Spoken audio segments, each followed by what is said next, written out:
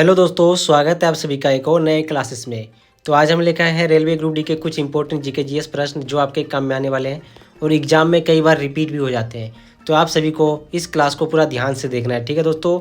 ये इंपॉर्टेंट प्रश्न है और इन सभी को आपको रट्टा मार लेना है। तो चलिए आज का क्लास हम शुरू करते हैं, ठीक है। सभी बच्चे क्लास पर ध्यान देंगे। देखिए आज का पहला प्रश्न है, न्यूयॉर्क शहर किस नदी के किनारे स्थित है? सभी बच्चे जवाब देंगे। न्यूयॉर्क शहर किस नदी के किनारे स्थित है? तो आपका सही जवाब हो जाना चाहिए, आपका सही जवाब हो जाएगा हडसन नदी के किनारे स्थित है, ठीक है। हडसन नदी के किनारे न्यूयॉर्क शहर स्थित है, आपका सही जवाब हो गया। चलिए अगला प्रश्न देखिए। आपका अगला प्रश्न है, अलकनंदा और भागीरथी। अलकनंदा और भागीरथी नदियों का संगम कहाँ होता है? दोस्तों अलकनंदा और भागीरथी नदियों का संगम कहाँ होता है? तो आप लोगों का सही जवाब हो जाएगा देवप्रयाग में, ठीक है। देवप्रयाग में अलकनंदा और भागीरथी नदियों का संगम होता है, ठीक है। चलिए अगला प्रश्न देखिए। अगला प्रश्न आपका है, मालदीव की आधिकारिक भाषा कौन सी है? दोस्तों मालदीव की आधिकारिक भाषा कौन सी है? चलिए आप लोग जवाब दीजिए जल्दी से, कमेंट सेक्शन में कमेंट करके सभी बच्चे जवाब देंगे। मालदीव की आधिकारिक भाषा है दिवेही, ठीक है। आपका सही जवाब होना चाहिए दिवेही, मालदीव की आधिकारिक भाषा है। चलिए अगला प्रश्न देखेंगे। अगला प्रश्न ध्यान देंगे सभी बच्चे। भारत का केंद्रीय बैंक कौन सा है? दोस्तों भारत का केंद्रीय बैंक कौन सा है? चलिए आप लोग जवाब दो जल्दी से, भारत का केंद्रीय बैंक कौन सा है? तो आपका सही जवाब हो जाएगा दोस्तों भारतीय रिजर्व बैंक, ठीक है। भारतीय रिजर्व बैंक भारत का केंद्रीय बैंक है, भारतीय रिजर्व बैंक, ठीक है। सही बच्चे ध्यान देंगे। चलिए अगला प्रश्न देखिए। भाप इंजन का आविष्कार किसने किया? दोस्तों भाप इंजन का आविष्कार किसने किया? सभी लोग जल्दी से जवाब दो, भाप इंजन का आविष्कार किसने किया? तो आपका सही जवाब हो जाएगा जेम्स वाट ने किया, ठीक है। भाप इंजन का आविष्कार जेम्स वाट ने किया। अगला प्रश्न देखते हैं। मानव शरीर की सबसे छोटी ग्रंथि कौन सी है? दोस्तों मानव शरीर की सबसे छोटी ग्रंथि कौन सी है? आप लोगों का सही जवाब हो जाना चाहिए पिट्यूटरी ग्लैंड, ठीक है। ऑप्शन ए मतलब पहला आपका सही जवाब हो जाएगा पिट्यूटरी ग्लैंड, ठीक है। चलिए अगला प्रश्न देखते हैं। वर्तमान में संविधान में कुल कितनी अनुसूचियाँ हैं? दोस्तों वर्तमान में संविधान में कुल कितनी अनुसूचियाँ हैं? चलिए आप लोग जल्दी से कमेंट सेक्शन में कमेंट करके बताइए कितनी अनुसूचियाँ हैं। तो आपका सही जवाब हो जाएगा 12 अनुसूचियाँ हैं, ठीक है। टोटल 12 अनुसूचियाँ हैं। चलिए अगला प्रश्न देखते हैं। रेलवे ट्रैक की चौड़ाई कितनी होती है? दोस्तों रेलवे ट्रैक की चौड़ाई कितनी होती है? तो आपका सही जवाब हो जाएगा रेलवे ट्रैक की चौड़ाई 1.43 मीटर, ठीक है।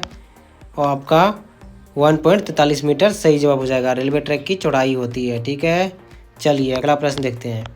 रक्त में ऑक्सीजन का परिवहन किसके द्वारा होता है? दोस्तों रक्त में ऑक्सीजन का परिवहन किसके द्वारा होता है? चलिए आप लोग जल्दी से जवाब दो, किसके द्वारा होता है? तो आपका सही जवाब हो जाएगा हीमोग्लोबिन के द्वारा, हीमोग्लोबिन के द्वारा होता है, ठीक है। हीमोग्लोबिन के द्वारा। चलिए अगला प्रश्न देखेंगे सही बच्चे।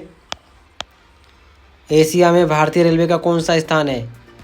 वेरी इंपॉर्टेंट प्रश्न है दोस्तों, VVIP प्रश्न है। सभी लोग जल्दी से जवाब दो। भारतीय रेलवे का एशिया में कौन सा स्थान है?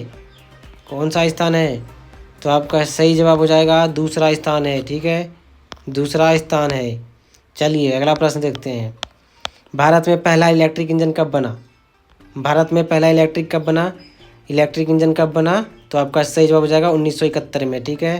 1971 में। चलिए अगला प्रश्न देखते हैं। रेलवे दिवस कब मनाया जाता है? दोस्तों रेलवे दिवस कब मनाया जाता है? ये प्रश्न बार बार पूछ लिया जाता है। तो रेलवे दिवस मनाया जाता है 16 अप्रैल को, ठीक है। 16 अप्रैल को। चलिए अगला प्रश्न देखते हैं। विश्व जल दिवस कब मनाया जाता है? दोस्तों विश्व जल दिवस कब मनाया जाता है? आपका अगला प्रश्न है विश्व जल दिवस कब मनाया जाता है? तो आपका सही जवाब हो जाएगा 22 मार्च को मनाया जाता है, ठीक है। 22 मार्च को आपका सही जवाब हो जाएगा। चलिए अगला प्रश्न देखिए। विश्व में चाय का सबसे बड़ा उत्पादक देश कौन सा है? तो आपका सही जवाब हो जाएगा चीन, ठीक है। चीन सबसे बड़ा चाय का उत्पादक देश है दोस्तों, ठीक है, विश्व में। चलिए अगला प्रश्न देखते हैं। सभी बच्चे ध्यान से क्लास को एकदम अटेंड करेंगे, इंपॉर्टेंट प्रश्न है और रेलवे ग्रुप डी में कई बार रिपीट होते हैं ऐसे प्रश्न। तो चलिए अगला प्रश्न देखिए। मधुमेह के उपचार में क्या उपयोगी होता है? मधुमेह के उपचार में क्या उपयोगी होता है? तो आप सबका सही जवाब हो जाएगा मधुमेह के उपचार में इंसुलिन उपयोगी होता है, ठीक है। इंसुलिन आपका सही जवाब हो गया।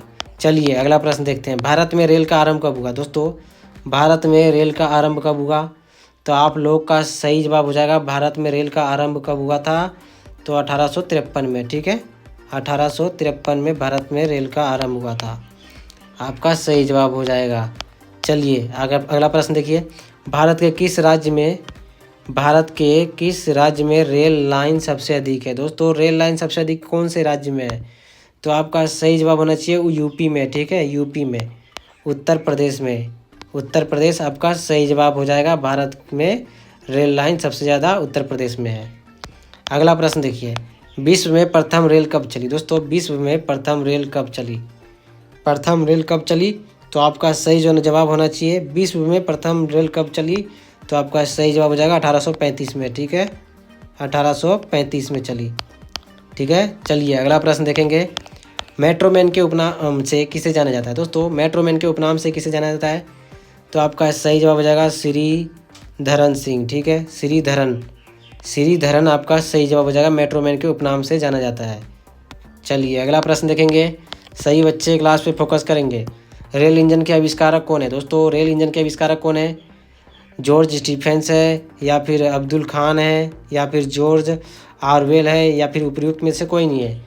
तो आपका सही जवाब हो जाएगा जॉर्ज स्टीफेंस। ठीक है, जॉर्ज स्टीफेन रेल इंजन का आविष्कारक है। ठीक है, रेल इंजन का आविष्कारक जॉर्ज स्टीफेंस।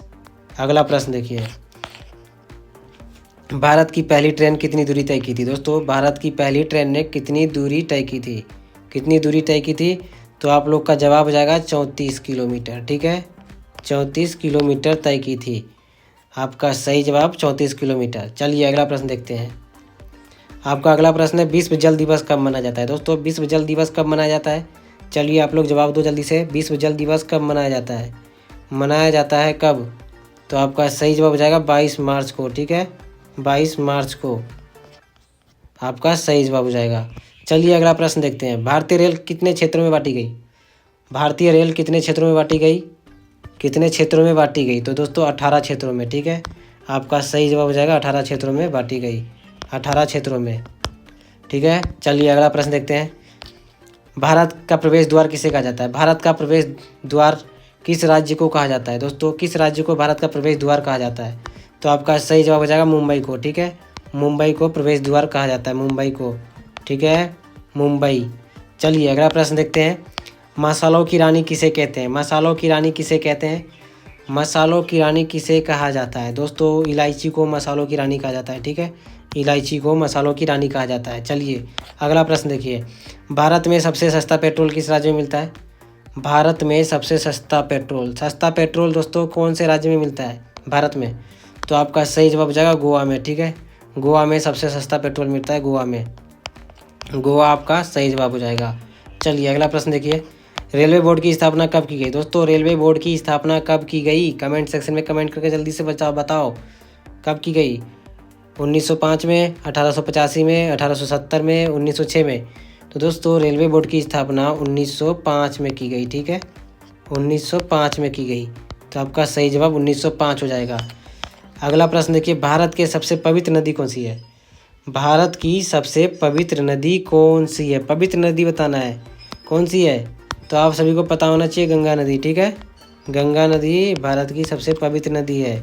ठीक है, चलिए दिमाग में बिठा लो सभी प्रश्नों को। झीलों की नगरी किस शहर को कहा जाता है? झीलों की नगरी किस शहर को कहा जाता है? आपका अगला प्रश्न है। तो झीलों की नगरी किस शहर को कहा जाता है? उदयपुर को, हिमाचल प्रदेश को, रायपुर को, रामपुर को? तो आपका सही जवाब हो जाएगा उदयपुर को। ठीक है, उदयपुर को झीलों की नगरी कहा जाता है। चलिए अगला प्रश्न देखिए। धातुओं का राजा किसे कहा जाता है? दोस्तों धातुओं का राजा किसे कहा जाता है? जल्दी से जवाब दो। धातुओं का राजा किसे कहा जाता है? तो आपका सही जवाब होगा सोना को। ठीक है, सोना को धातुओं का राजा कहा जाता है, सोना को धातुओं का राजा कहा जाता है। ठीक है, और आपका क्लास यहीं पे आज ख़त्म होता है। और क्लास को अच्छे से रिपीट करके देखना है। ठीक है, क्लास को रिवीजन करके देखना है और आपको इसको लिख कर रखना है, नोटबुक में अपने लिख कर रख लो और रट्टा मार लो। एग्जाम में कई बार रिपीट हो जाते हैं। तो आप सभी को मिलेंगे नेक्स्ट क्लास में, तब तक के लिए।